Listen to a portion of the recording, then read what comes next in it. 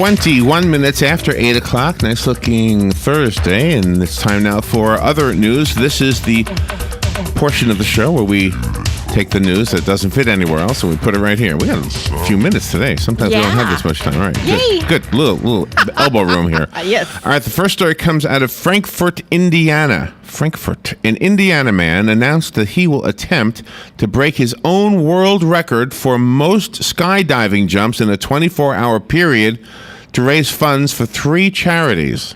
Wow. Jay Stokes, a former Green Beret who set a world record in 2006, performing 634 skydiving jumps in a 24-hour period. Wow. Said his goal is to reach 700 jumps with his attempt this fall at the Frankfurt Airport in West Lafayette, Indiana.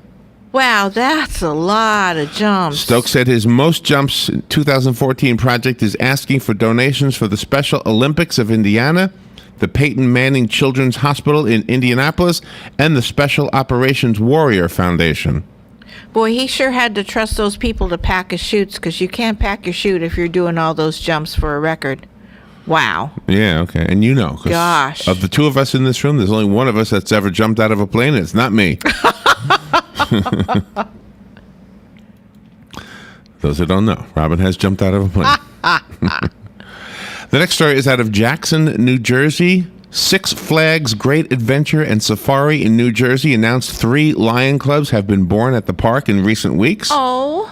Bill Rives, safari director and chief veterinarian, said a pair of male cubs were born on January 10th and were removed from their mother for their protection after one of the cubs experienced problems shortly after birth. Oh, no. In the wild, only 20% of lion cubs reach their first birthday, according to the veterinarian. It's common for mothers to abandon sick cubs and also to stop caring for a litter containing a single sick cub. Really? It says they wanted to give both cubs the best chance for survival to ensure a successful pride introduction when they are grown. Oh, isn't that wonderful? The third cub, also a male, was born to a different mother last week and is currently in an incubator at the veterinary clinic after being rejected by his mother. Wonder if they have I bet they have live cams there. I gotta go look on the internet. You know what? That's probably true. Yeah, Next story is out of Centralville, Massachusetts. Centralville. Police in Centralville say a man who demanded money from an elderly woman for shoveling her driveway decided to leave when she retrieved her gun. Well, she didn't invite him to shovel her driveway. Right. That's crazy. You just don't do it. You ask permission first. Investigators say the 79-year-old Centralville woman called police Tuesday night and reported a man had shoveled the driveway at the home she shares with her 81-year-old husband without first contacting the couple. Mm-hmm. The woman told police she told the man to leave and closed the door, but the man knocked again, more forcefully. Oh. She feared he was going to break in, so she opened the door again with the firearm at her side. Uh-huh. She never pointed it at him, but she said, "Get off my property." Good for her, and she called the police. He decided to leave. Wow. I hope the police got a good description and track him down, because that's extortion. That's horrible. You know what you do? You just follow the yellow line in the snow, and I think you'll find him. I think you just follow that yellow line. No problem. Which way do you go, ma'am? Follow the yellow line in the snow. Follow the yellow line in the snow. Our next story is out of Philadelphia. Okay. Out of Philadelphia. Philadelphia police say a man accused of using a realistic-looking pellet gun to rob a man of a bag of rock salt told officers he was filming pranks. Gee. What? Philadelphia Police Lieutenant John Stanford said that Darren Stinson, who's 21 years old, and a friend, pulled up near a 52-year-old man last week and demanded he place his bag of rock salt in the back of the pickup truck that his friend was driving. Yes, he was in. Oh. Stanford and Stinson, who pointed a weapon that turned out to be a realistic-looking pellet gun, turned themselves into officers, according to the report. He told police he filmed the incident and a similar stunt he and his friend perpetrated a few blocks away as pranks for their Instagram account. Oh, gee. Oh, man. People are stupid. Let's see. Next story is out of Mount Dora, right down the road. Okay. Mount Dora, Florida. Mount Dora police say an alleged burglary spree ended when the suspect fell asleep clutching a kitchen knife on a woman's couch.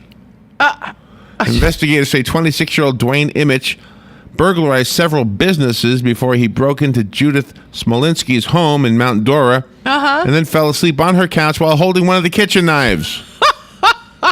I was in my kitchen going to make some coffee and I heard some snoring, Smolinski said. I walked into the living room and there was a strange man on my couch, curled up, covered with a blanket. She said the alleged burglar took beer from her fridge. Yeah. With one open beer and on the coffee table and a butter knife in his hand. Maybe that was a neck It nomination. was a neck nomination. I dare you. So I hope she called the police and they arrested him. Oh my God, apparently that she is did. horrible.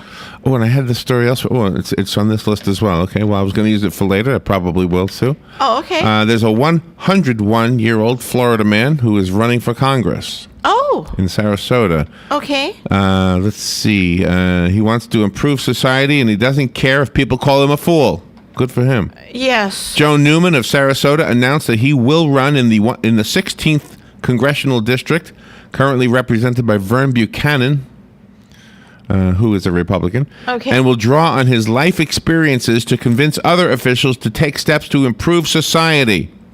Oh, wow. You learn through life. You have certain responsibilities, and if you don't fulfill them, he says, how can you look at yourself in the mirror? Newman said his goals include ensuring the government can fund Social Security, expand Medicare, and eliminate poverty. Well, good for him. He said he hopes his candidacy will inspire others to reject special interests and demand more from their government. Good for him. 101 years old, running for Congress. Yeah, good for him. I'll vote for him. Well, you don't If I live there, don't have to worry about term limits. Yeah, that's right. That's right. Exactly. A few, maybe you could get squeezed in a few. Yeah. Although you never know, right? No. The next story is out of Toronto. The Toronto Zoo apologized for including a fake Inuit word on its list of potential names for its polar bear cub. Oh, no. Peter Ernick, former commissioner of the Nunavut territory, said he was looking over the zoo's list of potential names for the 3-month-old bear next week when he spotted Sirik, which the zoo's website said was Inuit for beautiful. Ernick said the word is not from the Inuit language. There's no meaning, absolutely no meaning to that name, he said. A zoo spokeswoman initially told the Nunatsiaq News, Iqaluit, this is tough reading, had performed research to confirm the meaning was correct.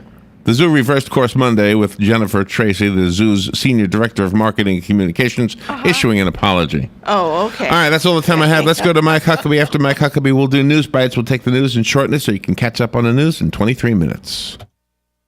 This is the Huckabee Report for Thursday. I'm Mike Huckabee from Jerusalem. Does government create jobs or destroy jobs? That story is next. Now here's something you don't hear on the radio every day. Someone who can't see. I am totally blind. So I go through periods when I'm